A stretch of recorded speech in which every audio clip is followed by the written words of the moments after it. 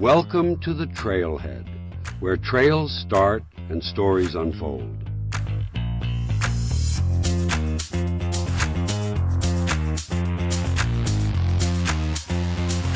One, two, three.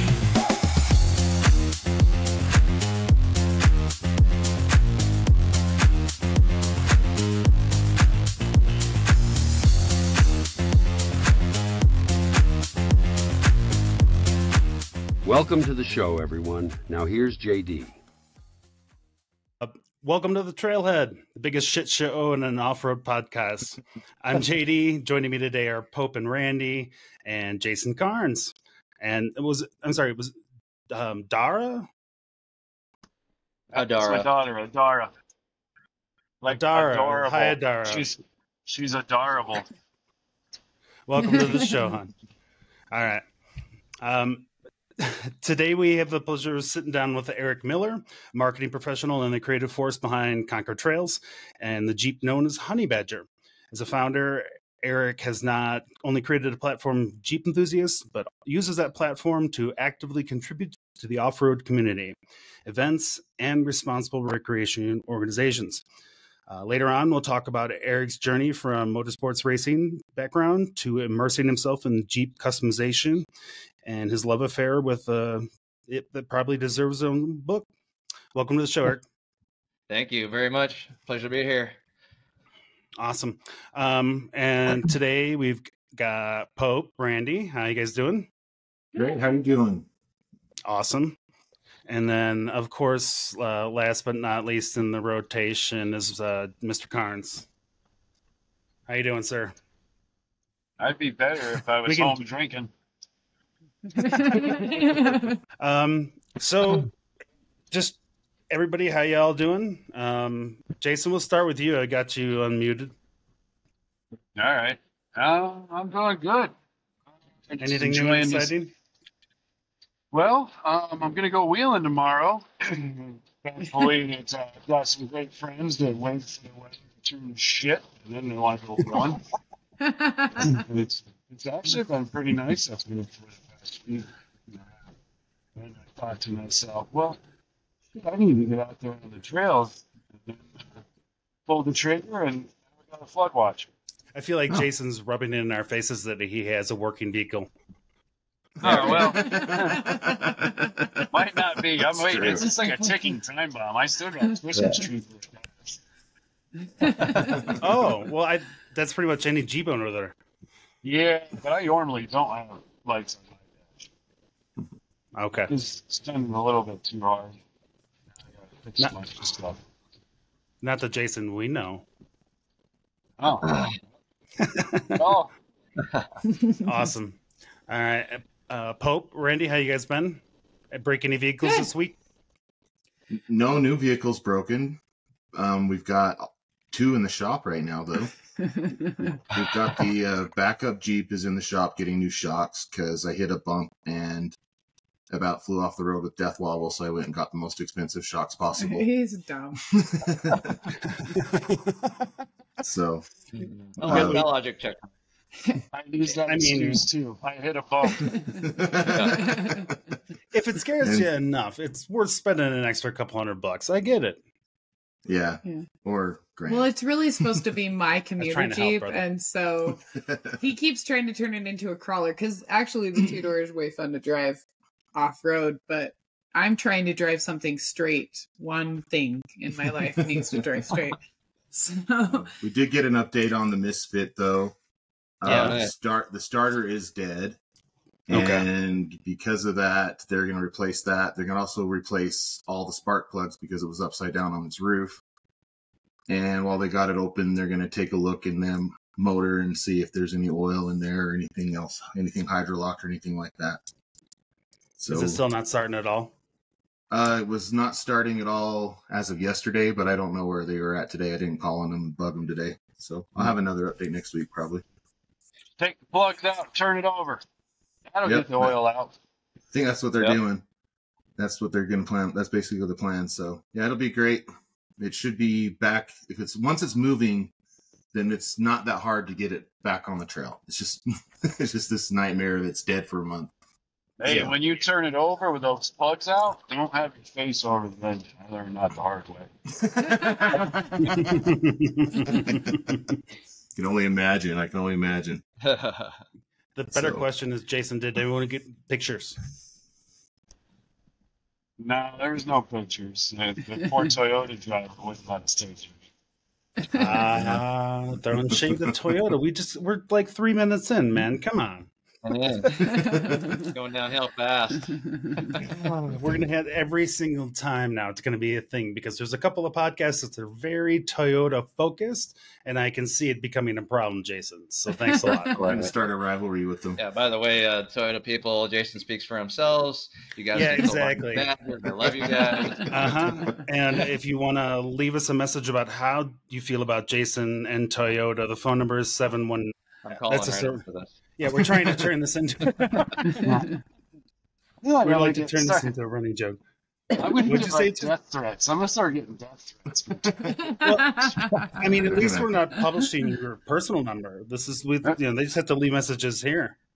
That is true. But I feel You like I'm not deflect it. the one that started this. I am not the one that started this. No, you are not. But you guys are on the same camera, so sorry. That is true. That is true. You're an accomplice. Yeah, definitely an accomplice today. That's awesome. All right. So I want to take this opportunity real quick. This is a reminder. If you are listening, I'm holding up an 8-switch panel gang relay for Jeep. Honestly, you probably can use it just about anywhere. It's pretty universal. It's going to be part of a giveaway for the first 50 reviews. If you leave a review on Apple Podcasts and anywhere else and send us a message that you left that review, hopefully with a screenshot, we'll get you entered. We had our first entry today. Actually, somebody I know with the Jeep hit me up and they left us a review, a 5-star review on Apple Podcasts. I have not posted yet. Yeah, so I haven't had a chance to see what he wrote. But yeah, good stuff. Yeah, that was my red 2-door Jeep that left a comment. He wants a 8-gang switch. See, I'm sorry. I hate to tell you this, Pope, but we're not eligible for this. Because I could give it back to myself, but then it's going to defeat the whole damn purpose of this. Exactly. All right. So yeah, we'll give it away to one of the 51st reviews, and then we'll just do a kind of a raffle for it, and we'll do it on live on one of these, and I'll pull it out of the hat or something. So yeah, we just want to get the reviews. They really help us kind of grow and get us put up there with some of the other guys so that people know that we're worth listening to. So cool. Thanks a lot. Let's see here. What else have I got? To the phone number we left, or I said a second ago, if you want to leave us a message or text us, you can do so at 719-408-0132. You can also hit us up at thetrailheadnetwork.com, the Trailhead Podcast at Gmail, and of course, the Trailhead Podcast at gmail.com. And then, on Instagram, excuse me. And then we'll do news with you, Pope. But first, the selfish thing for all the people here local in Colorado, Rampart Range is closed. It's kind of my back door here, and it's actually 4 minutes from my house. So the northern end of Rampart Range is closed. Respect seasonal closures. It's just something we got to deal with, and they'll be open in the spring. Did you guys see the Moab update? I did. Yeah. Yeah. So all those trails are officially closed. Yeah, all those trails. The petition that the BRC filed was denied, and the stay was denied. So all those trails are closed. If you go out there, respect those closures, and then follow the BRC. They're going to continue to fight this, and then hopefully, if we get this turned over, then we can go back out there sometime soon. Yep. All right. And yeah, that's also a reminder. Blue Ribbon Coalition, if you don't know who they are, go back a few episodes and listen to our conversation with Ben from the Blue Ribbon Coalition, and think about giving them some cash to help them with the fight that a lot of us don't have time for. Go ahead, Jason. Just as a reminder too, on the VRC, I'm pretty sure Pope, you have it on your Instagram account. I have it on my account. Lily's got it on her account, and I think Eric, you have it on yours still too, right? Donations to the cause for the Written Coalition. Yeah, we're doing a bunch of fundraising for them anyways through Concord Trail. So yeah.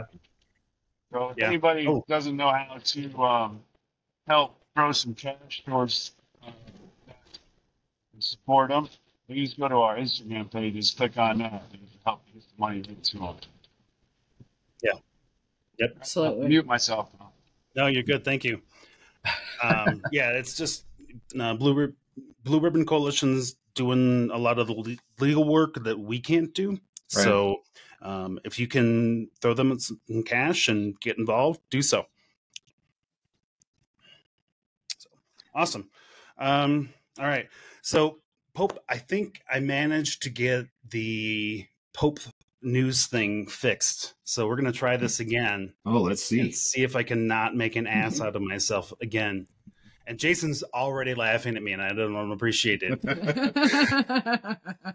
All right. Let's see if it goes. Bueller? No, see? I did everything I was supposed to, Riverside. This is not exactly an advertisement for your service. Sorry. All right. Well, here's the fucking news with Pope. Yeah, I like that. Just stick with that. That's perfect. There Yep. was a, Better. there was a Like no better like a intro little for me. xylophone though, like chime in. Mm-hmm. All right, here's some fucking news. All right. So we'll start with this top one. I don't even know what this is about. I was trying to get it. Oh, this is a tire stuff. Yeah, it's kind of a press did read- release, kind of I a did read about story, this but it's thing. still an interesting stat. Yeah, it's kind of interesting. Basically, Hankook Tires has done a survey, and the latest survey from their ongoing Gauge Index reveals that half of Americans are interested in off-road experiences, with 48% of that group showing a particular interest in trail driving. The survey highlights the appeal of exploration and experiencing new scenery as the top benefits of off-road driving. Interestingly, the data shows a seasonal preference for off-road driving, with 29% of respondents preferring the fall, second only to the summer at 37%. When it comes to equipment, performance, 25%, safety ratings, 17%, and longevity, 12% are the top considerations for drivers purchasing off-road tires. This survey also touched on the topic of electric vehicles and off-road driving, with 40% of respondents indicating they would use an EV for off-road driving. I'm in that 40%. I know I'm in I the mean, so am minority. I. I'm interested. I mean, it's got to be good though. Yeah, it can't suck. I mean, you can't just go Right. out there and have a break. Yeah, Yeah. Can't just last for like an hour. I'm Right. squarely in the hybrid camp for off-roading right now. Like that's it. That makes sense to me. The hybrid makes sense. It doesn't make sense to be all electric unless you've got high capacity stations available to you at all times. Yeah, unless the technology changes and keeps up with that stuff. Well, and I think It it will, it's can, just and not it there can, yet. and it will. And I think even like the idea of like solar panels on the top of your like I've heard of like people talking about like solar panels on like the exoskeleton of the Jeep or whatever. And how cool would that be if you could like even do solar like someday? Yeah. Like it would be Well, awesome. and there- Anyway, there's so many opportunities. Yeah. Just throw a rooftop tent up there too. Yeah, exactly. I mean, a lot of people already have the rooftop tent, so now they Yeah. just need to skin it with solar panels. Right. There you go. It'll be a few years, and they'll have some sort of photovoltaic paint that you can just paint your shit and Yeah, basically. discharge. Exactly. In Utah, we tend to get off-road tires that are good at snow, at least if we're trying to be on the roads and on the trails with the same vehicle. So That's our Yeah, preference. seriously.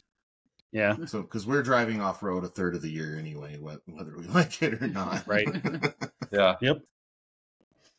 Awesome. Yeah, it was one of those things where I was like, well, this is kind of a press release for Hankook Tires. I think they're just trying to show, hey, people want to use tires to get out in the wilderness.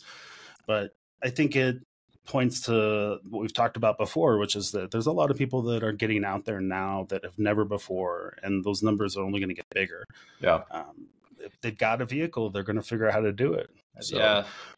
I think that's the driving force behind that, to me, I think is like obviously the 4-door JK. That was like that flipped the off-road world on its head, because it really did. Yeah. It's just not this bachelor's vehicle anymore. It's like now it's a family vehicle. It's got 4 doors and this and that. And then like everything from that kind of, snowballed into, overlanding getting big and everybody calling it overlanding, but people have been doing it forever. And then obviously the social media side kind of driving all the pictures. And so it's not a surprise that like fall, that's very, very scenic, very beautiful outdoor time. So is summer, that sort of thing. So those are the 2 popular things, obviously, in that survey. And the number one thing on the list is scenery. So like all those things kind of point to like Instagram photos and 4-door vehicles and overlanding and all those things. You know what I mean? And I think people want to do what they see in their Instagram feeds. Right. So we used whether to it's in their love bag. to take the Jeeps camping and go out wherever we could take them. Don't do the things that I do on my Instagram. I think that's a blanket statement we should probably just have play I think before it should the apply podcast. to all of us, right? Yeah. Like if you see Pope doing it on his Instagram, don't copy it. I'm going to add that. Don't try this at home. Yep. you That's have a exactly.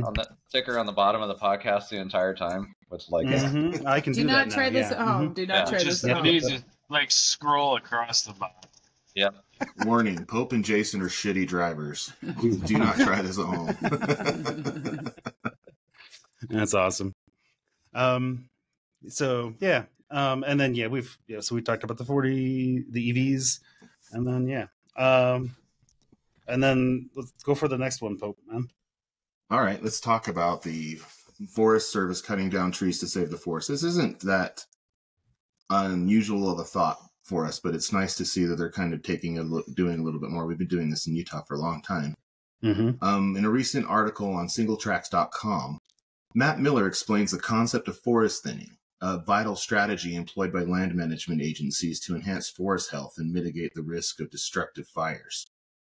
So Miller highlights that thinning involves creating space for trees to flourish while reducing the fuel that can escalate fire intensity. And beyond fire prevention, this practice positively impacts biodiversity, habitat quality, and addresses risks from pests and diseases. Despite sparking debate due to its influence on wildlife, scenery, and recreation, agencies deploy various methods, including mechanical thinning and prescribed burning, tailored to specific forest types and terrains. As Miller notes, this intentional forest management delivers not only environmental benefits, but also contributes to economic gains, producing timber and biomass, and generating jobs and revenue for the local communities. Yeah, I wanted to throw that one in because the amount of messages, I mentioned that I live here next to Rampart Range here in Colorado. They, all summer long, they did a lot of fuel mitigation because a lot of the Front Range here is right next to houses. And sometimes you have these conversations with the wheelers and they're like, oh, they went through there and they logged it. Now it's terrible and it looks terrible. I'm like, give it a couple of years, it'll be back. And it's important that we do that because we didn't do it for 60 years or longer. And we tried to prevent it from ever happening. And as such, it got overgrown. There's some places here that are a tinderbox, and it's nice to see people writing about it and showing that it's the benefits to it.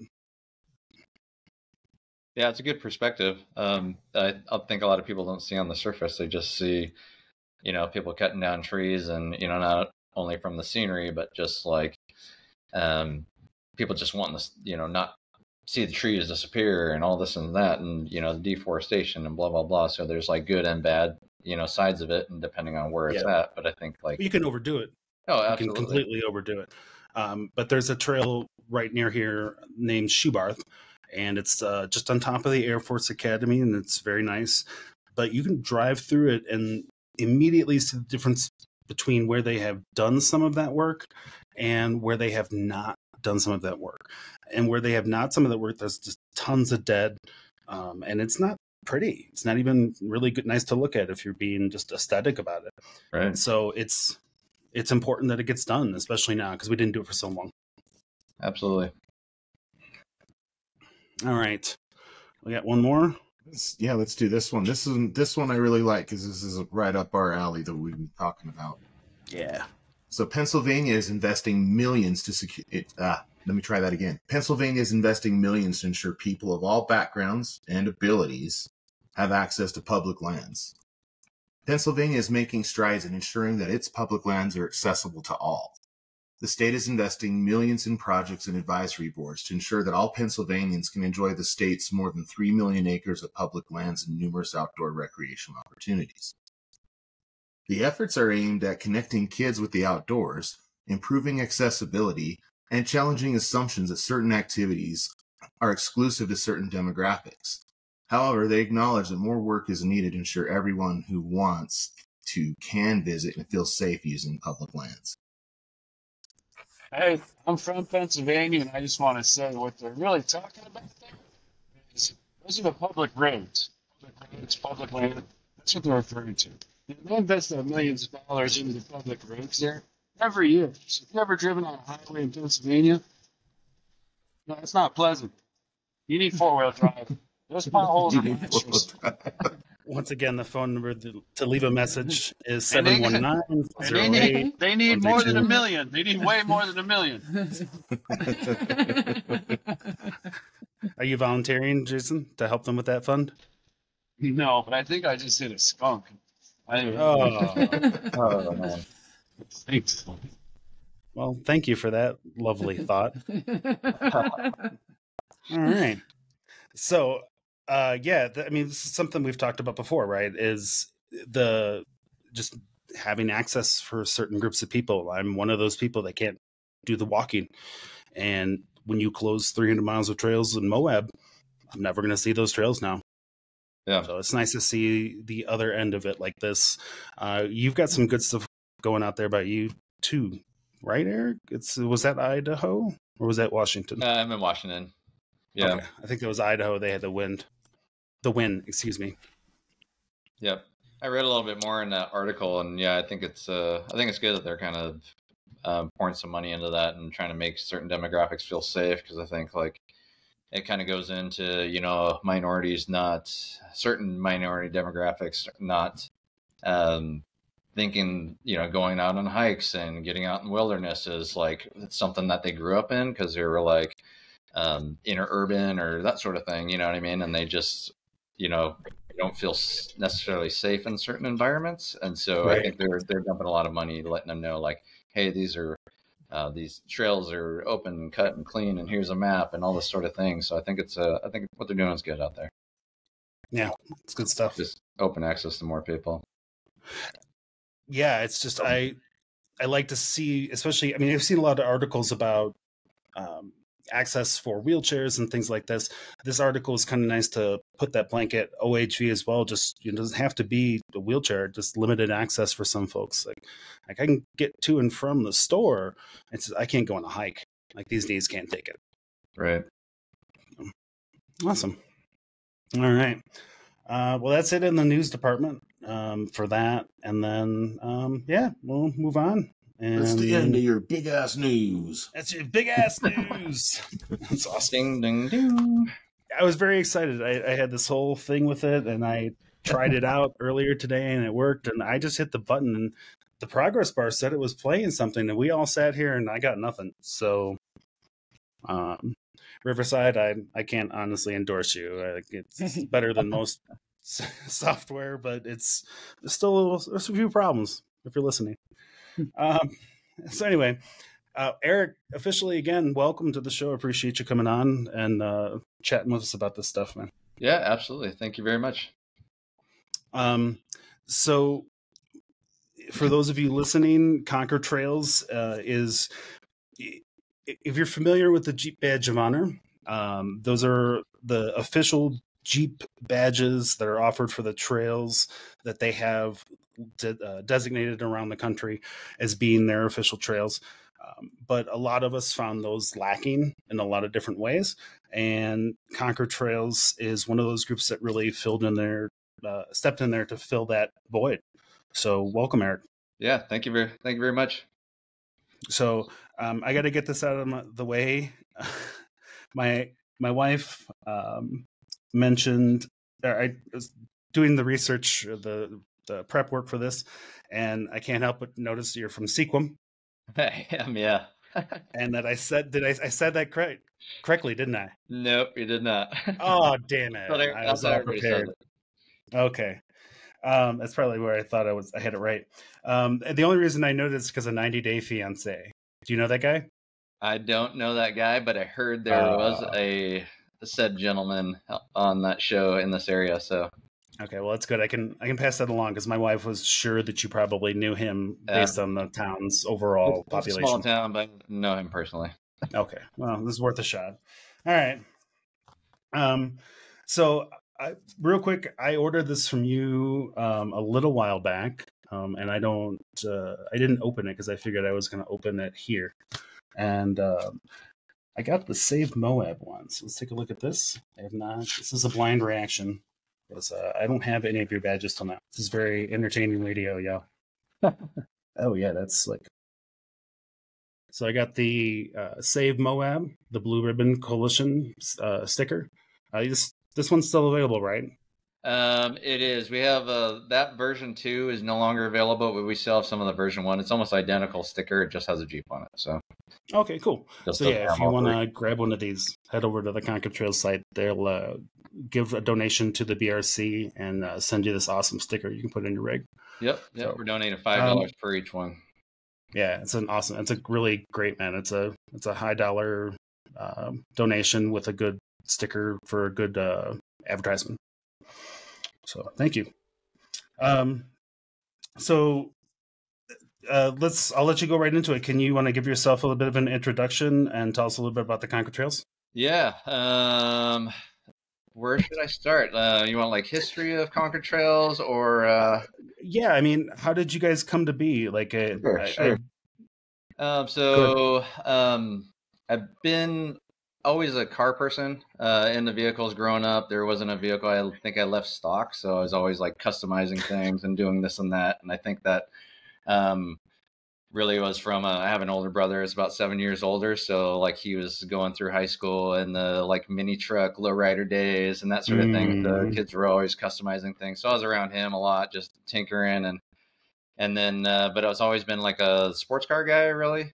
And so right out of high school, kind of followed a passion in the motorsports and got in the road course racing for a long number of years. Everything from like Porsches to Hondas, and we got into National Race Series, and we're all over the place, and all the way up until basically the 2008 housing crash, basically.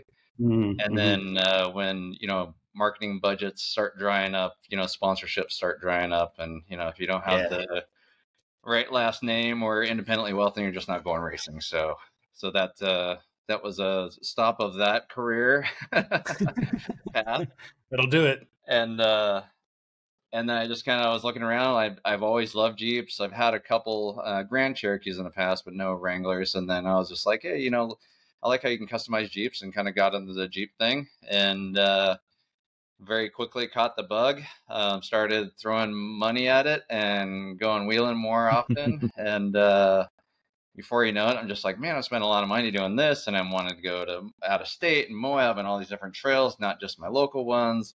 And again, that's like more and more money. And then I was like, how can I, offset this and kind of support my hobby of sorts. And then I remembered back when in my racing years, a cool thing people used to do is put the silhouette of all the racetracks like on their race cars. So you're walking around the pit and you're just like, oh, that car has been on Laguna Seca and Watkins Glen and all these big name racetracks that people would just recognize by the shape of it. They wouldn't even have the name of it. You'd just be like, oh, I know that track. I've been on that one, or I know that one, that sort of thing. So I kind of really took that idea and then kind of ran with it, and took about a year and a half to really kind of build a website, build a good base amount of inventory, basically, before I launched Conquer Trails at EGS in 2016. Okay, very nice. Yeah. Go ahead, Jason.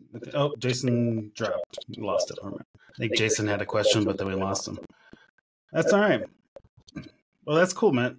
You said it was in 2016 or 2017 you debuted them? 2016. Yeah, it was at EGS. Okay. 2016 is kind of where I launched it, and we brought a rig down there and did the whole thing, and worked with a bunch of companies to kind of help introduce a lot of the products. I worked with Northridge 4x4. They used to have a pretty good force down at EJS, sponsored a lot of trail runs, like probably 10 to 12 trail runs while they're down there every year, that sort of thing. And so I'd take our badges for that particular trail run and then put their brand on top of it too. So it's kind of a co-branded thing. Okay. So it's our branded shape, but with their logo on top, which we do a ton of that for small clubs or just groups of, girls that are going out for a weekend that have this, logo they want to throw on it or whatever it is. We've done memorial stuff. We've done like just all kinds So of stuff. do you just contact you and then you'll like make like cool trail badges and stuff? Yep. Yeah, we do. And when I say we, like it's basically me. Design work and production, that sort of thing. So that's but we do pretty much everything in-house, so pretty awesome. That's cool. Yeah. How many badges you got now? What's that? How many badges you got now? Live on the site, we probably have over 500 and 500 trails nationwide, and then we are adding like every week, and that's just a big part of basically Conquer Trails and what this morphed into. And it's really like community driven. We get like so many people reaching out because obviously, we're from our little neck in the woods, and I know like the trails that we've been on, and when we go down the EJS or Trail Hero or some of this and that, Johnson Valley, but we don't get back to Tennessee on a regular basis, or we don't get back to Oklahoma. Like, so, unless we're constantly just actively doing a ton of research, we still don't know which trails in Oklahoma are the most popular ones, you know what I mean? And versus the ones that, it's just, it's in Uncle Bob's backyard and me and my buddies run it, type thing. So we're trying to, it's very, very community driven. So we like ask a lot of questions when people reach out to us and, what kind of trail rating is this? And, do you have any maps of this?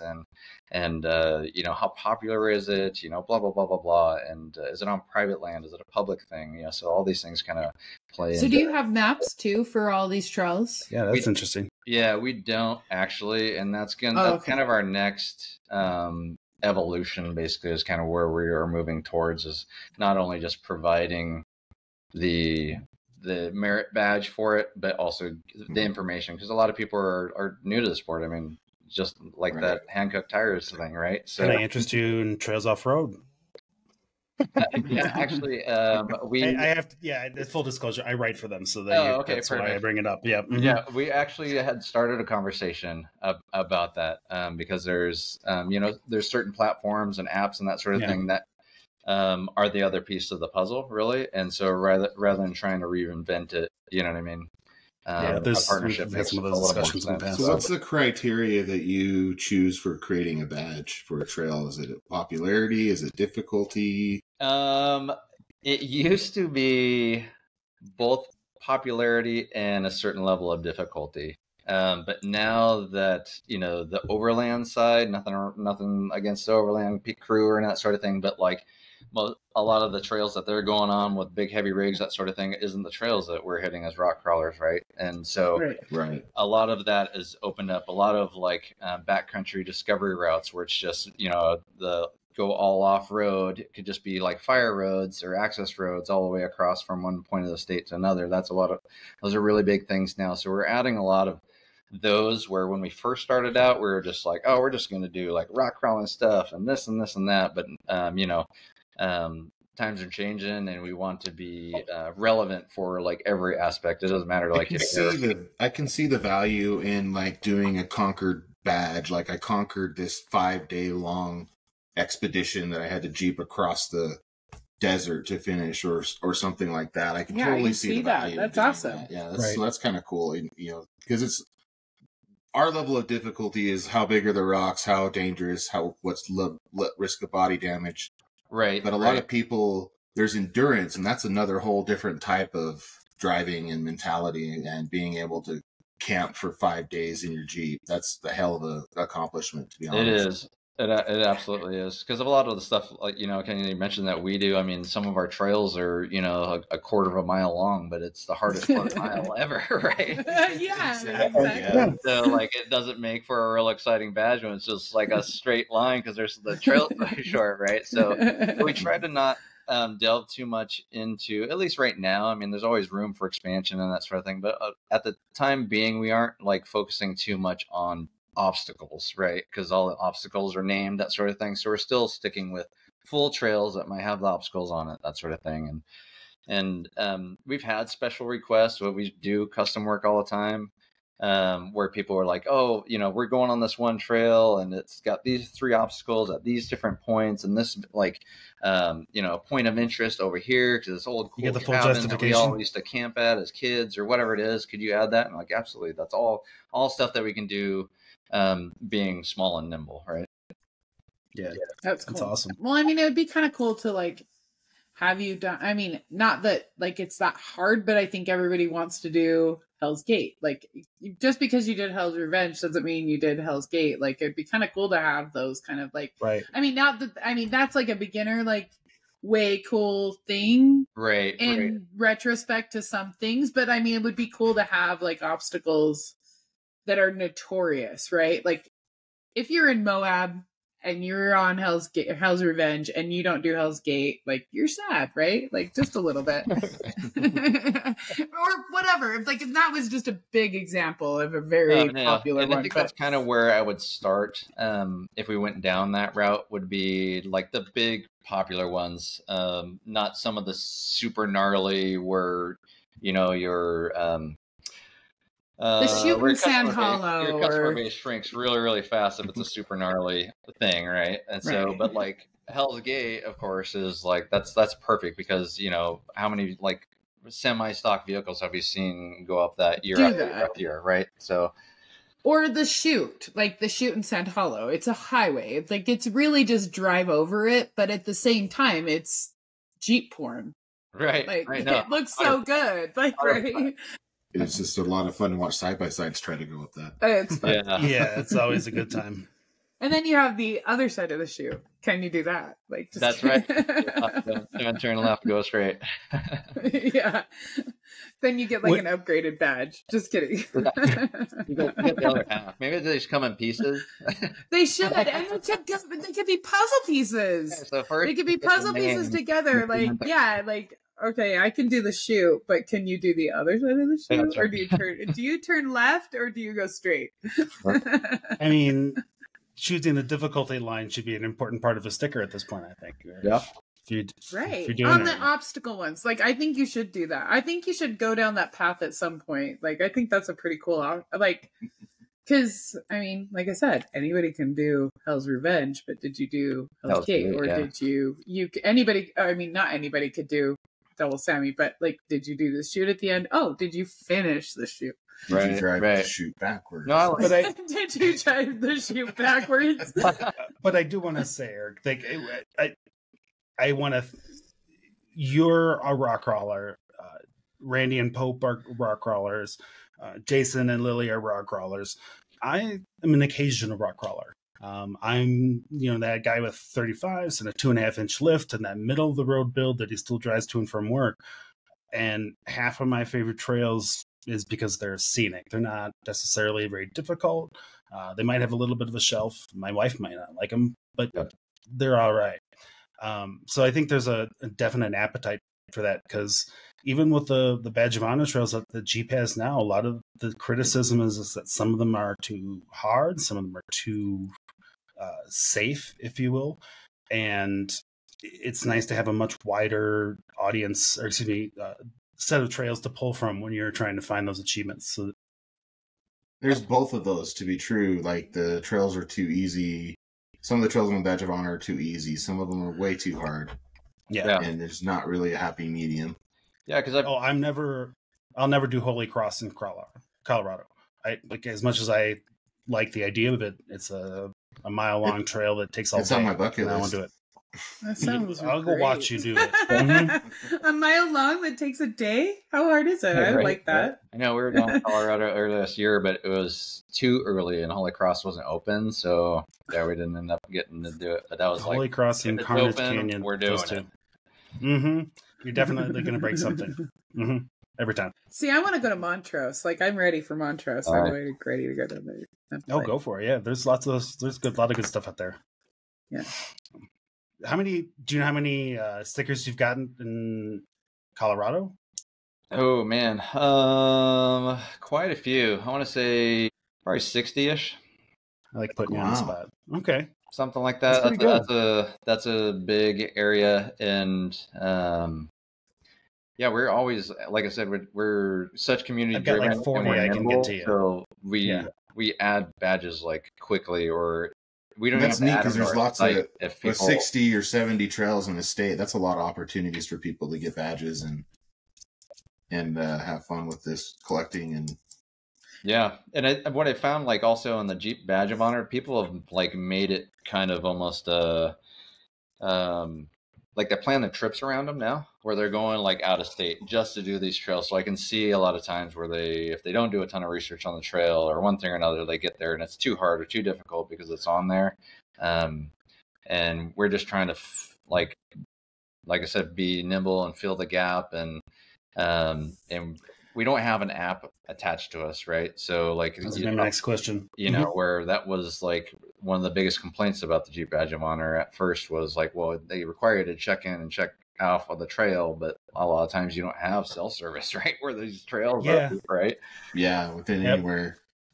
So that was a big I hand. made some very questionable decisions about leaving the top of the world, trying to wait for service because I had forgotten to check in on my way out there. Oh, Did that before.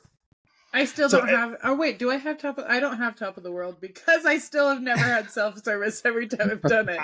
Honestly, I think it's a pointless thing mostly, though. I mean, it's kind of interesting to be able to say I checked in nearby, but I think for most people, it's like you checked in nearby, great. Like you can check into Poison Spider too and never go on it.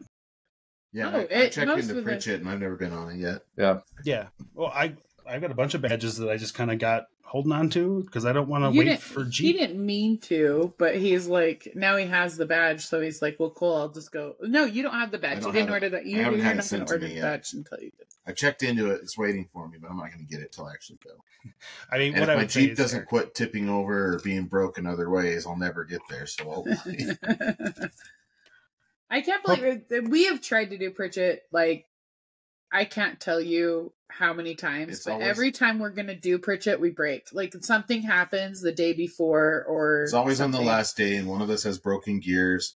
or Someone has, like, broken axle. I hate that trail. If we are basically bound and determined to fail if we plan to do that trail. So I just wanted to sneak up on me one day, like, we're doing Pritchett. Just happened. Yeah, I just need to happen on Pritchett. just rent a Jeep. Mhm. Rent it. Yeah. We that go way to a it's- rental. Oh, I'm Do- gonna just take it on, Yeah, on the easy. Do a Turo. on the Yeah. easy stuff. And somebody's really lifted Jeep. I I don't think you're supposed to do that, for the record. I have to think do I'm it pretty in sure their Gem. terms of service says no. What'd you say, Certain Randy? Jeeps down there you can take on trails, but they actually have rules about which trails you can go. I don't think Pritchett's included. don't think Bridget's No. included in any trail. I was in, without getting too far into the weeds, no pun intended. I did read the terms and service of a Turo agreement within the last 12 months. Let's put it that way. It does not include off-road usage of any kind. Yeah, I have a rental right now of a Jeep Sahara, and I show them pictures of my Jeep before I rented it. Mhm. And they're like, wait a minute. They're like, it added up to them like, wait a minute, you're renting another Jeep. Are you going to do this? Yeah. Like, you're not allowed to take this off road, right? Yeah. I was very off road. yeah. Exactly what is like? Is it a dirt road? A dirt road is a dirt road. If it just happens to be some mud or a few rocks on it, I can't control it. Yeah, it's good stuff. You guys do some work with Tread Lightly. right? We do, yeah. We've been working with Tread Lightly for a little over 3 years now. We do all their membership decals. So when you sign up for Tread Lightly and you get a decal, regardless of how Nice. the shape is, we do all their decal printing. So those guys are awesome. We've worked with them for some custom decals for some of their projects that they do, where at the end of the project they hand it out to a lot of volunteers. We've also done some stuff via them for Rebel Rally too. So we've done all kinds of little bit. Yeah, that's awesome. Yeah, I'd love to get them on here to talk about that stuff because that's just a whole cool thing unto itself. Did you do the badges for them? What's that? Did you do the badges for them, or was it just kind of each individual teams? No, not. It was more Tread Lightly wanted something to offer all the teams because they're a big sponsor of that or whatnot, and so we made them basically a co-branded custom Tread Lightly badge, basically. Okay, nice. Yeah. Yeah, they do a lot of cool stuff out here with Stay the Trail and a couple of other groups out here in Colorado. So it's nice to see more and more folks doing work with them. I'm going to bring this up again for all of our faithful listeners. If you listen to us before and may or may not have heard me, not bashing, but what Tread Lightly and Stay the Trail does, and a lot of these groups do, is it's very important. And I don't want to diminish it at all. But if you've got $20, definitely give $10 to your Stay the Trail and $10 to the BRC. Make sure you're doing somebody who's not just doing the advocacy work to clean it up, but also to keep it open. I think we've focused so long on doing the keep it open stuff, the clean it up stuff. We forgot about the keep it open part. Yep, absolutely. So, yeah, they're definitely all those organizations seem to have kind of their own avenues, and BRC is definitely the important side for the legal battle side, basically.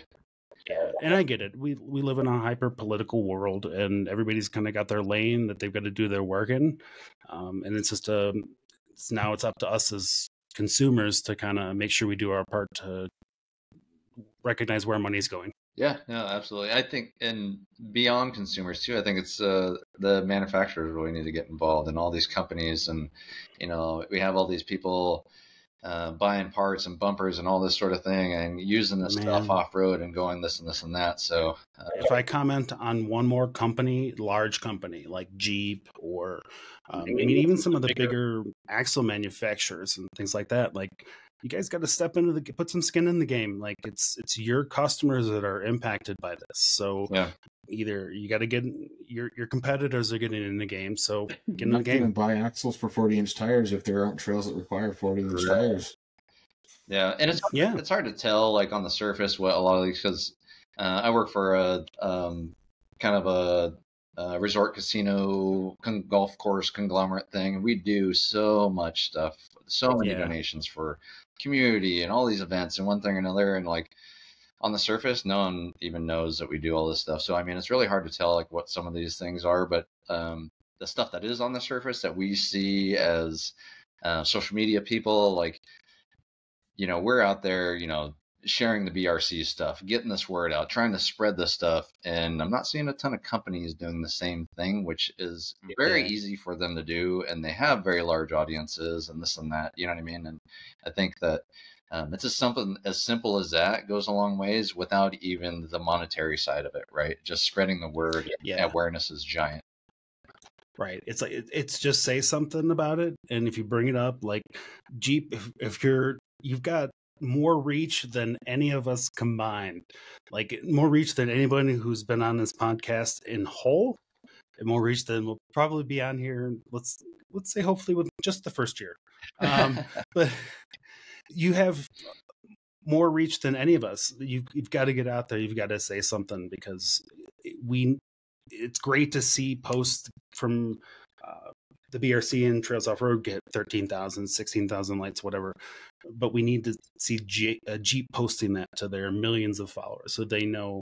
And so that groups like the BLM know that we're done. We're done kind of just sitting and letting that happen. Great. So cool.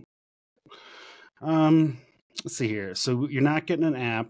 I really don't think it's super important to have one. Like, it might be cool from the social aspect, but Yeah. the check and in piece is really kind of useless and pointless to me. Like, Yeah, I know I'm on not that there. road. I think like the information side would be cool. You know what I mean? Okay, And they can yeah. like just more like trail maps and that sort of thing. But probably won't ever go down the like the app, and you need a membership just to get these things and blah blah blah. You know what I mean? Like that's not really where we came from or where we really are heading. You know? I think everybody's kind of subscriptions for everything, so that's appreciated. Right. Thank you, Eric. Yeah. It's the little things. I'm tired of getting nickel and dime for $4.99 a month. And as I say that, I would like to mention to everybody that if you'd like to support us, you can do so on our Patreon page for only $4 a month, and add that to your long list of subscriptions that you can't pay for. There you go. So yeah, it's we have all of the uncensored Jason content on our Patreon. I mean, I'm starting to collect it. There's at least 5 minutes or so from Premium the conversation only. with the Aqua Jeep girl. Yep. So Eric, where are you at? I am in Washington State. About 2 hours west of Seattle. So I'm like out on we call it the Olympic Peninsula. And so I'm staring across at Canada, across the water, basically. And I'm, it was about 45 minutes from Jason, but now that he's moved, I'm probably like 2 hours from him. So you see him less regularly, but just enough. Yeah. Just kidding. Small doses. So how often do you get out to Sand Hollow? Sand Hollow, that was our first time this year. Oh, isn't it amazing? Yeah, that was our first time. We wanted to go probably the last 2 years, just things weren't lining up and this and that. And my girlfriend's birthdays are around October 8th, and so it's always around Trail Hero time, and we like doing big things for her birthday. So I was like, okay, we got to get it down there. We got to do this thing. I promise we won't go on just Jeep vacations anymore. Like, come to Winter 4x4. Yeah, That's getting pressured. Yeah, Winter 4x4 is a smaller version of Trail Hero. It's a lot. I like it because it's more interesting. Are you guys going to have a functional Jeep for that? Oh yeah. Well, like this one is of you the sounded thing. very confident. One of you did not. I feel confident in our shop, and I feel confident. I'm keeping positive on everything. Jem, like I didn't give you my update. Jem has way more exciting news than Misfit's. Like a nightmare. Like I don't even want to think about him. But Jem is getting triangulated, so she's gonna be great for Trail Hero. I'm so ready. All right. It's starting to look like I'll get mine back. So we're probably we're kind of rebranding at this point, just to changing the logos, and we kind of had fun with ripping off the Hasbro logos, but now we are trying to do something a little different now. And then it was a good time when Misfit tipped over, just to be kind of like, fuck it, let's try something new for a minute with the. Well, we're design. gonna wrap him, and we've got. We're gonna wrap both of them, and we're gonna, because instead of painting, we were looking at painting the whole thing and doing the whole, because there's too many panels that need to be painted, so it's like you have to do the whole thing at that point. Yeah, I'm not doing paint ever again. Mm-hmm. So yeah, so anyway, we're gonna fix them up as good as possible and just start wrapping them, and just provided I don't need a new motor. I feel like if they get it started next week, there's time to get it running, and there's time to get it all put back together. It's not that much Winter 4x4. And if I don't have that Jeep at Winter 4x4, we're going to take a hologram, or I'm going to buy another one. I mean, somebody will buy it. Somebody will buy it with the new engine. He's looking at a Gladiator right now that's like a 67 Gladiator with rear steer and all this dumb shit. It's on 44s already. It's waiting for me to buy it. Oh man! I think my friend Troy is still selling his Gladiator. So if you're interested, I'll let you know. He's only looking for 58. Like what year? What year? I think it's a 2019. Oh no, he's looking at a 69, a 67. Kaiser military one. And they've actually built it up with deuce and a half axles and a 454 It's a significantly engine. different build. we're not buying any more new things for what we do. We've learned our lesson. She says we very didn't do this. adamantly. No, Expensive. anything that we're gonna beat the crap out of, like we do, isn't gonna be new. Like it wasn't on purpose. It was. We didn't like, think that we were going to be like. we didn't know we were gonna be here. Like this isn't like I can't wait for like. We thought Fins and Things was going to be like our hard challenge, and that was going to be cool. I think and that's we're where going to go everybody back to starts, driving yeah. on fire roads. And little did we know, we freaking love this stuff. I want to do a whole episode about not building your Jeep before you know what the hell it is you like to do. Right, but That I is think important. I think people spend thousands of dollars on bad advice, and I know I spent at least $8,000 on Our a build I problem didn't is that need. we keep outgrowing what we're doing. well, we're like, oh, we're only gonna do this, and then we do more, and then we do more. And- But But it's fine because now we know what we're going to do, so we won't have to build the next vehicles 3 times. So it'll only take once, hopefully. So are you still on your first Jeep, Eric? I'm not. No, Wrangler. No, this is my second JK. This is starting to sound. So you're done now. That's 2. You're it. It's not like 1, 2, 3. we're on and like you're seven addicted. or It's eight 2. now. And you're Build done. is right now. Because Okay. I'll take it up whatever thing. I'm not scared of any line. Like I'll just do it, But yeah, I don't know. I'm happy not spending money on it right now. Everything works. It's got great suspension on it, great everything. Like it's good to go for me. Like it does everything well. I'm just kind of happy Yeah. with it. So I toyed with, well, should I sell it and start over? Just build something crazy? You know what I mean? There's all those things kind of go Yeah. through your head. So yeah, I don't know. I won't sell I've told these guys I won't sell my yellow one because it's got a lifetime warranty on it from Mopar, and I won't get rid of it. So as long as they will continue to warranty the engine, then I will continue to wheel the hell out of it. Yeah. I've been informed that they won't warranty my engine now that it's been upside down and full of oil and hydraulic fluid. No, I'm pretty sure that's I think that's something even they would look at me like, we're not going to cover that either. No. That's the fine print. They used to do, speaking of warranties, they used to do windshield warranties, like when the JKs first came out Oh, yeah. through the dealership. They were a little too confident at the start, man. weren't they? I remember being in a dealership one time, and this like girl walks by, and I was just like, "What are you in for?" And she's like, "Oh, I just bring my JK, and it's got another cracked windshield." And I was like, "How many are you on?" And she's like, "Oh, it's like my 12th one because I got the thing." And it's just like, "Oh my god." Oh, that's so that sounds cool. great, but like, you know what time you've wasted out of your life just going to the dealership to get a new windshield. Oh, I hate that. I hate the Okay. deal. I hate the dealer. I'm glad that they're the only ones that can work on my Jeep right now. But the reality is, if I have to take my Jeep to the dealer, then all of us have failed. I failed. The shop failed. Like it's gonna be a long time before I see it. I'm not gonna get updates in a timely manner, and it sucks. Yeah. And so that's well.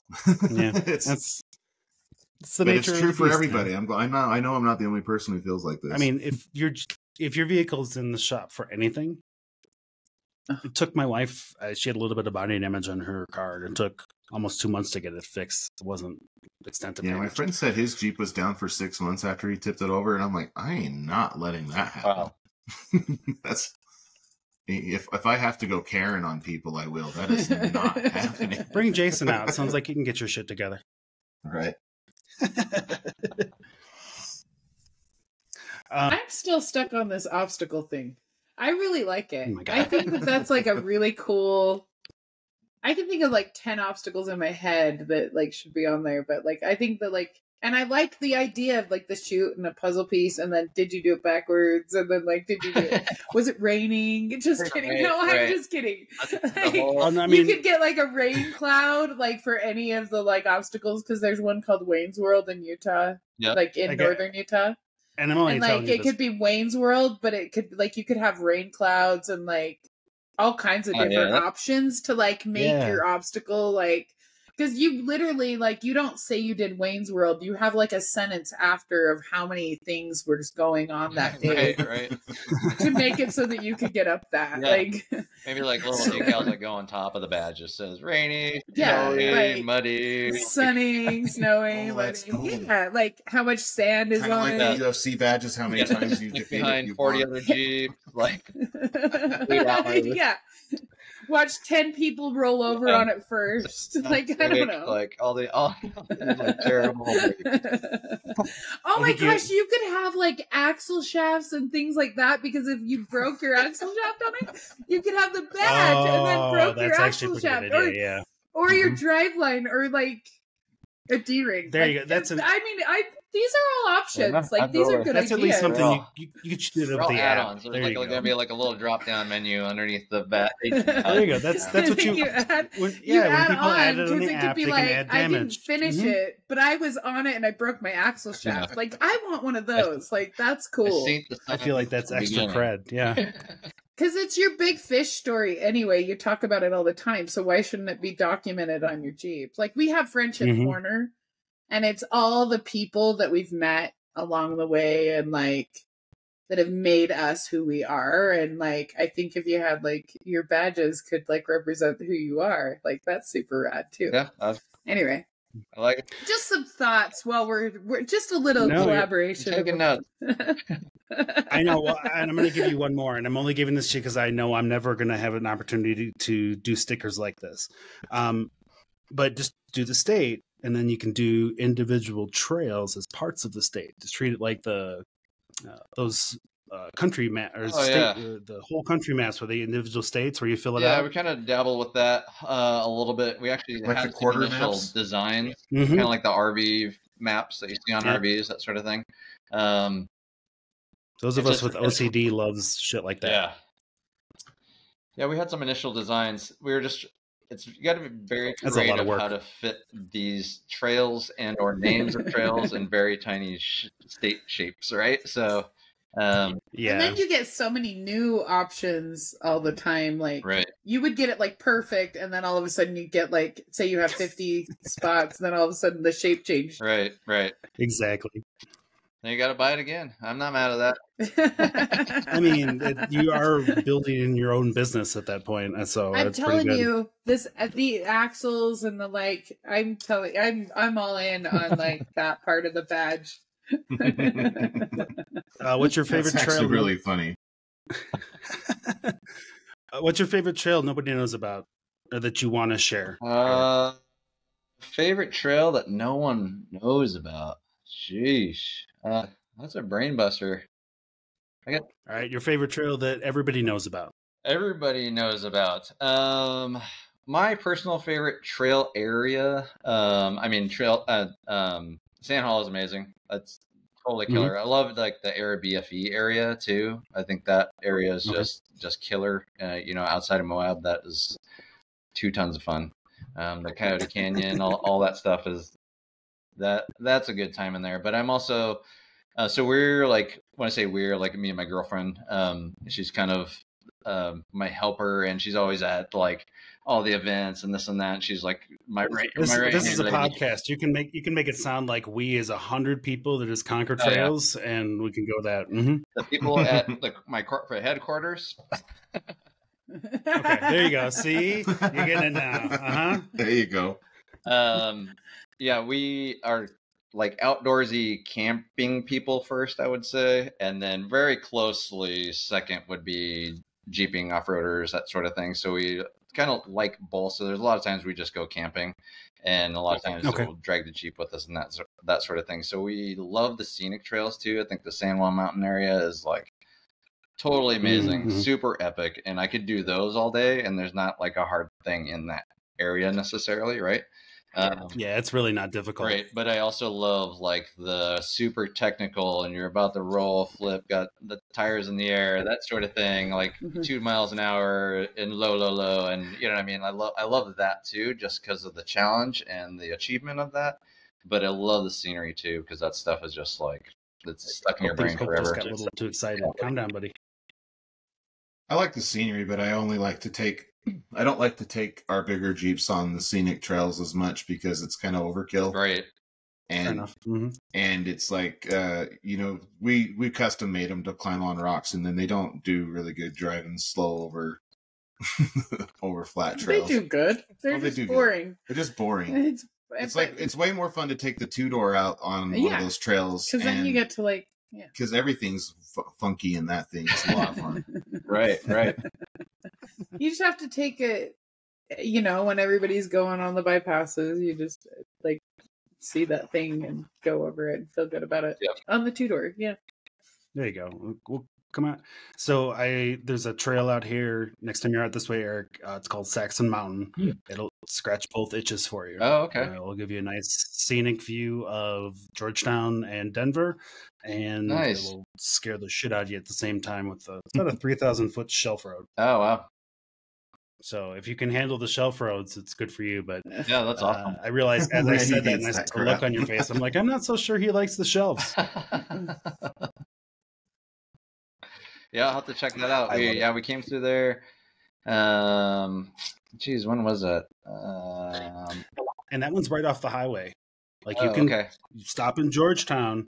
You can drive to the mountain, go up it. If you want to turn around and come back down, and be back on the highway like 3 hours later. Yeah, most of the stuff we were through there was still snow covered, gates are closed, that sort of thing. So we ended up just doing like we went up and did like T33, and then because we're on our way to a wedding Yeah. also, so that was in Breckenridge, and so we went and did Wheeler Lake. Okay, yeah, that's a good. So one, that too. was like Mhm. just kind of getting opening. There's some snow on that still, so that was about right. the extent the last We can- time we were through that area. But If you come through there at the right time of winter, you can go out there on Georgetown Lake. oh, okay, cool. Yeah, you just have to get a permit, and not a permit. They basically sell tickets for ice racing, and they have regular ice racing where you actually timed and compete, and then there's another one where you can just go around and act like a jackass out on the ice. It's kind of fun. Awesome. So That sounds like a it's good only one. like, yeah, it's only like $50. It's well worth it. Wow. No, Yeah, I that had a sounds good like time with something that. we should take Jim over and do. Yep. Yeah. Oh, you'd have a lot of fun with it, man. I'll share some. We're getting into winter. I'll share some fresh video of it. So Cool. it's good Nice. stuff. I tried to add it. It's actually something that I tried to add to Trails Off Road as a scout route. And Todd and I'm pretty sure it's still in limbo. I don't think we decided on whether or not we're going to publish it, because it's real disconcerting when you're looking at like a top-down view of a map, and then there's a GPX track that goes out over a lake.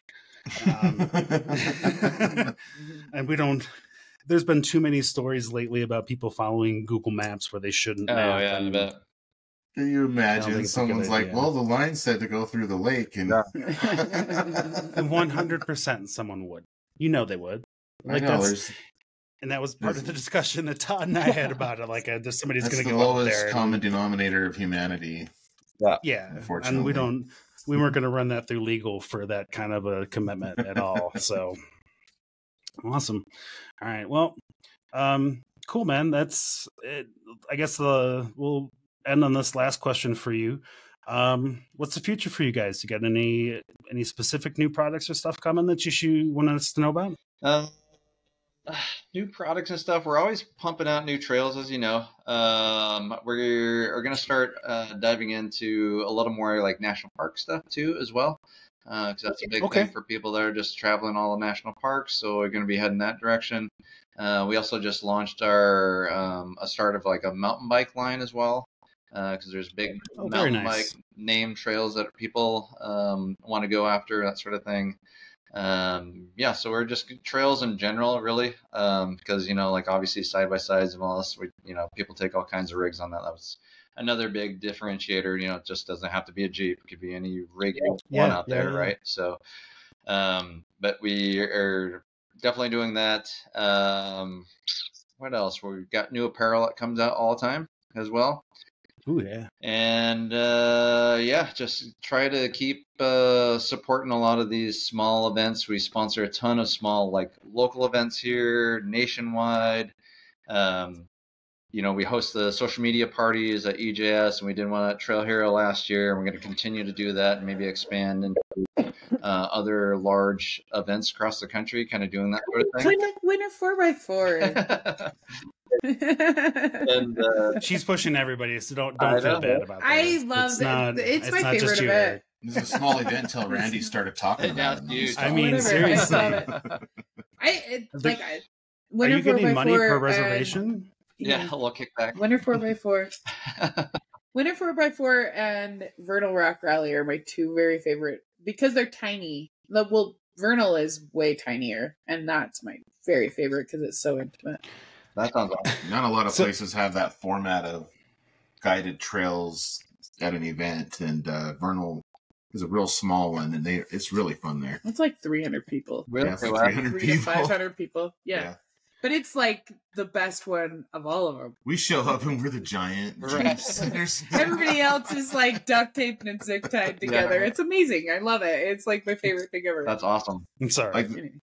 Like these locals will drive their stock Sahara with a locker in the rear on these crazy ass trails that we're out there on 40s with front and rear lockers trying to go on it, and they're crazy insane, and if I drove like that, I'd break my Jeep for sure. One of the guys had an XJ, and one of his long arms just like broke off. Wow. And he like literally welded it to his axle and said, cool, and like kept going with 3 wheels. Perfect. Like literally welded his long arm to his axle. It was like the best day of my life, like watching him, and he like kicked it a few times and he's like, I'm ready. That's awesome. Good to go. I love going to events like that. Like we have a lot of, obviously small local clubs that we're involved with and that sort of thing. And I love just showing up and seeing what the majority of the Jeep and off-road world is like. Cause Jim and the Misfit, mine, Jason's, that's sort of like, we are not the majority out there. You know what I mean? We're very, very small. Okay, I love you guys, but you're not. Yeah, No. I hate that. I'm the majority. Yeah, They're exactly. just like, man, this is so cool. All these people, it doesn't matter like what the build is, how small or big it is. Like that person over there is having like just as much of a good time as we are, and vice versa. And like everybody's pitching in, and like if someone breaks, that's like the best part of the community, right? So like everybody's like, That's the best part of the community. Yeah. It is Doesn't so matter, much like- fun. And we've been sucking up more than our fair share of breaks on the trail lately. right? People are Thanks to the pitching in. community for helping us all the I time. just love that. Like, everybody's like-minded and willing to help. And, Mhm. if you're taking, we lead a lot of local trail runs and that sort of thing. And, if you're taking newbies out there and just like opening their minds to like how some of the stuff works on different lines and like everything from like airing down your tires to, you name it. So it's awesome. Well, and I love the community is what it is. Like I wouldn't be building my Jeep if I didn't love the people I was doing it with and the people that like have supported me for the last like while. You know what I mean? Like it is one of the coolest to be part of it and to be around it and to like bring people into it is just amazing. And the people are just, that's it. You know what I mean? It wouldn't good be, stuff. I mean, it's fun. Like all the parts are fun, but like if it wasn't for the people. Yeah. Mm-hmm. You guys, you said the word rally, and I think that as a podcast, if it actually is going on next year, we should enter ourselves in the Rocky Mountain Rambler 500. And if you're not familiar with it, it is you bring a vehicle that is $500 or less, and then you have to get it from point A to point B, and hope it stays in one piece. Our friend Chelsea's been doing that with Gambler 500. She's raced like I don't know how many races. She's always on the Gambler 500 stuff. Trail Hunter, she used to drive a Jeep. Now she's like really into racing these $500 cars. I like I saw it, I think the first time in like 2018 or something like that. And then a couple of years later, by the time I was ready to do it, COVID hit. They came back a year or two ago, and then last year they were off. So hopefully next year they do it. So I think we should do that as a group. That'd be great. Yeah, that's awesome. We just had a group of buddies that went out and did like a small tire challenge. So they just bolt like all these takeoffs of like stock Jeeps. Just everybody's like just bolting on like the smallest little tires that they can get on like the thing and then taking it out. But their Jeeps are all built. They're just on these really tiny tires, and it's just a blast because like there's not enough leverage on a small tire to break anything, so you can just really like just hammer it. Yeah. That's fun. A little bit of skinny pedal and a lot of like double footing. That would be fun. Yeah. Well, it's kind of like when we take our Jeeps and then we take out Hologram. It is a totally different experience, and I love it. Like it's like because Hologram is like on 37s and it's a 2-door, so it has a lot of clearance. But like the front wheels like start working just as fast as the back wheels. It's fast. No delay. Whereas like in his JT, like you were over that rock and like last summer. Like it's forever until that starts working again. That's a tire totally takes different forever to feeling come of catch gas. up. Oh yeah. Mhm. But the two-door, like, just But it's smaller tires because it doesn't need bigger tires. no. I think if you put 40s on it or 42s, they would touch each other. Like, I feel like that's overkill for my Jeep. It's It's too definitely much. overkill. 35s to 37s on a smaller Jeep. It's so It's fun. so fun. There's so much Yeah. stuff to do. Like it feels different. And it's almost kind of cool to like think about that though with the small tire challenge, like you're saying. It'd be kind of interesting to be like and 33s. take and 33-inch tires and put them on Misfit and then go beat the shit out of it because you can because it's not going to break. Yeah, the rest I of mean, you don't have the suspension. clearance, but you have the axle, so you just ram them in. Yeah. Right. But other than that, Definitely get the skid plates on there first. yeah. oh my god, 33s I feel- on Misfit. He'd have no breakover. He'd be like skidding across Yeah, everything. speed bump, It would- I mean- just I feel like there's an opportunity for a governing body to come in here and make decisions about like, okay, this trail, if you do it with 33s and you know it's a 6.7, and we're going to do it like this, you get rated if you finish it. Yeah, Yeah. there's anybody who's willing to spend that kind of time because it's not me. It would be fun. Oh, I think it'd be a lot of fun. I just don't have that kind of time. I Oh. barely have enough time to do what I'm doing now. I don't have time to do this. I just like you guys too much. So, all right, cool. Then let's get out of here. I have just the last thing for you. We did not get to a question last time. Jason is Jason, and since he's not here, we're actually going to get to finish the podcast in a respectable way today. Well, and Eric, the guests don't have to include themselves. If you'd like to include yourself, you can. Sure. I will ask you. You're welcome to pass. But we just kind of ask a hot take question and go around the table. Everybody gets 60 seconds to do that. And did you? Oh, good Lord! I felt my stomach rumble when you did that, Pope. So the question of the day is, what's the worst modification? I'm going to exclude from this conversation cosmetic items and light bars. Those are the two things that you cannot say are the worst modification. Okay. We will throw it to our guests first. Eric, what's the worst modification and your opportunity to piss somebody off if you'd like to? Worst modification. Geez. Man, that's a tough one. Let's go with the floor mats. Floor mats. Floor I mean, mats.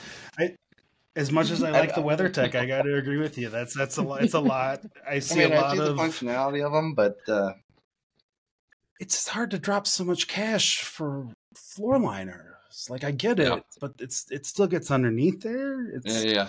I love you guys. You're a U.S. company. In fact, I think you're in Illinois. But, yeah, I'm all right. Cool. Randy, you get to go first because Oh, Hope looks like he's itching. the worst modification. I'm just trying to think. Like it's really hard because I can think of a lot of like Yeah. superficial things that are awful. Yeah, that's why I Like- excluded those things. Like, and go ahead. I don't want to get in the way of your answer. Well, and you know what? Like, I'm gonna get a lot of hate for this, but I think like, I have a lot of feelings because I have seen every Apex valve stem fucking explode. Like, I've had so many like people who they like leak. I don't have them because, and like every time I get new tires, they're like, you should do Apex. And like all of my friends tell me this all the time. You should get them. You should get them. And then like that same day that they're bitching that I like take 5 minutes to air down my tires instead of 30 seconds, Right. their valve stem like comes unglued. So like, I would say, if it's going to be something really like technical like that, I'd say Apex Like, valve yeah, stems. like I've it's seen like, more I'm not trying to piss problems. people. Like I've seen yeah, more I guess I problems am with trying them to than piss I've people seen off. like Yeah, go ahead. okayness. Like, and so I am sorry, Apex valve stems, if you're listening to my podcast and you're like, Yeah, I mean, they make plenty of great They- products. I just, they do. I don't but think I'm it's just just saying, Apex. like- I think it's anybody who's making valve stem replacements. Like Yeah. it's just, they're always long. They're always, I feel like it's just way too much to get damaged unless you're doing what I'm doing, which is not a whole lot of rock crawling. Well, and all of my friends that have them have to wait for me anyway. They have to wait for me if they're hanging out with me. So I guess okay, that's that. There you go. That's how I feel about it. Were you just have something to say, Eric? No, I was going to say I have Apex, but now you probably jinxed me. Thank you very much. I'm so sorry. And everybody bitches because it takes me 5 minutes to air down my tires. So I just take my Easy Flate and hook it up and like do it. See, I just hit my Easy and Flate I can do them keep all driving four at the same time, and I can talk to you while I'm doing it and check my number and whatever, you know. The But Easy Plate's they're all pissed off because they can go over and go and they like count their seconds and do their whole thing, and they're all done faster than me. And it's like, but you have to wait for me anyway. Yeah, see, I got a drone. I got plenty of shit to do. Crappy it was to air down one tire at a time. We were doing 4 at a time. That's amazing. That's fine. I mean, it's like we're not. It's like we're in the Middle Ages of technology here. All right, Pope, you're up. This is kind of an odd one, but it's on the same lines. The TPMS delete. Why the fuck would you take the TPMS right? sensors out of your tires? Or would you build a big Jeep like Gem and the Misfit and then not put the TPMS sensors in the wheels? Why would you do that? Yeah. Well, it's if you have them, why defeat them? Like it's still a useful measurement. Like I don't need extra TPMS, or I don't need extra tire pressure sensors of any kind. I use the ones on board, even for airing up and airing down. And for when you do like the large tire, like we do, or you change it out, you have to put new ones in. And we were like trying to save money on not putting them in. And then the second time we did replace tires, we told our builder to put them in, and he still didn't. Yeah. So, no, but that's not... yeah, it is. Well, you know, if you burp a little bit of air, you know what's going on with them. You're fine. Yeah. It's fine. You can set your taser to have them low anyway, but your computers don't really like when they're not there. The way the Jeep's designed. Anyway, yeah, that's right. No, you're good. No, it's good. This is gonna be a great question. I'm looking forward to seeing how Jason feels about this one. So, because I know, I want to hear what he has to say. I am sure he's got some feelings about it. There's a lot of things that are awesome. like cosmetic and functionally cosmetic. You know what I mean? But that are terrible upgrades. Yeah, like what? Yeah. What do you? What would be in the terrible cosmetic? Would be kind of like Nerf bars, or like a step to get in your rig that isn't like a functional slider. Like if you're spending money on it, like get a functional slider that is both. Yeah. Not just something that is just gonna like just wrap around the first rock that you put it on. Something that makes you think that you have protection and you don't. Right. Or any of those steps that are like a U-shaped step in the middle of your Jeep where you got 2 of them and then you're like getting stuck and hung up like on those rocks. are just gonna get hung up on everything. Yeah, they weren't U-shaped until I landed it on a rock. Now they're U-shaped. Yeah. The other thing along those lines is any bumper that's made out of anything less than 3/16 steel. I agree with that too. Don't bother with it because it's just going to smash on a rock. You think, and it'll defeat another car on the road probably pretty well. But I've just like slowly going down a rock and just scraping the bumper. I've had one of those 3/16 bumpers taco itself on that. Well, my really thin one when I first started, I was like, oh, I don't know what I'm doing. I just bought like a stamped steel bumper. And I had to jump on the bumper to open my tailgate. I called it my crumple zone. I was like, "It's fine. It's my crumple zone." Awesome. We're not going to talk crap on those because on the company or say what they are because they're beautiful bumpers and they look really just not for cool. What we're doing. But they're just not appropriate for what we do. Right. My addition to this conversation is going to be tailgate kitchen tables. Nobody needs them. Nobody needs, myself included. I say this having one currently in my Jeep that will just come out whenever I finally get around to doing it. I put it in 2 years ago and I've used it one time. So you don't need it. You don't need the weight. If you need a kitchen, then get one, but get an overland rig. You don't need it for your 2-door JK. So. Oh, one more. That's all right. You got one more. Dual steering stabilizers. Overkill. I mean, you don't even need one at all. You got an alignment. It depends on how bad the suspension was done in your shop. You don't Oh, need to that's- see them right. I think at you're all. giving a lot But of shops too much credit. They Mhm. will slap another one on there if you like the look of that, and it's just a pointless. I mean, if you want to have all that extra underneath them, but it's just extra weight. That's it. Yeah. All right. Cool. All right. So, well, Eric. Thanks so much for joining us today. Yeah, absolutely. The pleasure. Hopefully, we can have you on in the future at some point. Maybe if you guys got something newer, or something interesting coming down the line, reach out to me and we'll have you on. Okay, sounds great. No, it was awesome. Thank you very Cool. much, everyone. Yeah, it was a good Thanks, Nice to time. meet you. Yeah, it's nice to meet you, Yeah, Eric. thank you. Yep. If you want to hang out for 1 second after we're done recording, and then yeah, cool. Sounds good. Yeah, everybody, thanks so much for joining us. Thanks for joining us here at the podcast.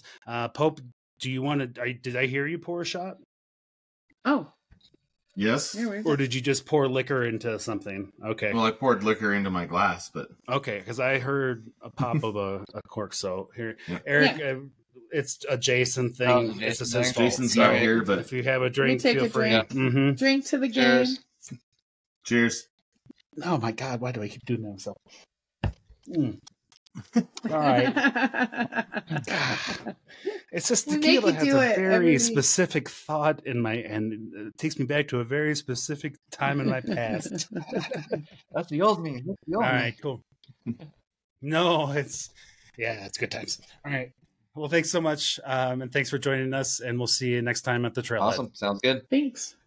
Music Okay. plays. All right, Eric. Yeah, if you're up for it, I'm trying to get a collection of folks saying, I'm such and such with whatever organization, and you're listening to the Trailhead podcast.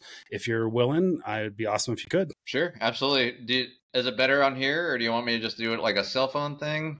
What's the If you want to do it as a cell phone thing, that works for me too. Yeah, whatever is going to be? it's probably pretty good on here. You look pretty professional Okay. here. Cool, man. Yeah. And we're still recording. I'll cut it off a few seconds ago. This will just be part of something else for editing later. Okay, So perfect. cool. Whenever I'm ready. Go for it, man. Whenever you're ready. Yep. Hey, this is Eric Miller. I'm with Concord Trails, and you're listening to the Trailheads podcast. Bro, that's Something like perfect. that. Thank you. Awesome. All right, cool. That's great. Yep. That's all I need. Perfect. Awesome. All right, guys. Thanks so much. Pope, Randy, appreciate you. Thank you, guys. Bye. Yep. See you All guys later. right, see you guys next week. And then, Eric, just leave your browser open for a minute. Once it says it's 100%, you're good to go, man. Okay, sounds great. All right, Yeah. thank you very much. Have a good You day, too. man. Take care.